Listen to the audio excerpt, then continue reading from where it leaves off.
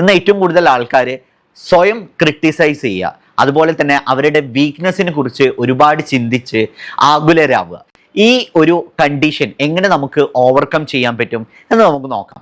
There is a technique called as SWOT analysis.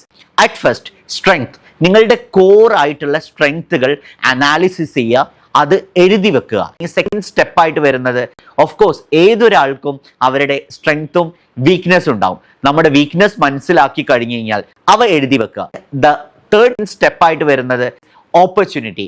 എന്തൊക്കെ kind of opportunities നിങ്ങൾ as an individual നിങ്ങൾക്കുണ്ട് എന്ന് മനസ്സിലാക്കുക, അനാലിസിസ് ചെയ്യുക, എഴുതി വെക്കുക.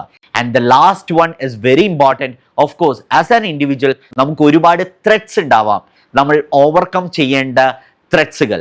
ഇവ നാലും നിങ്ങൾ എഴുതി വെച്ച് കഴിഞ്ഞു കഴിഞ്ഞാൽ the first step to overcome negative criticism is done.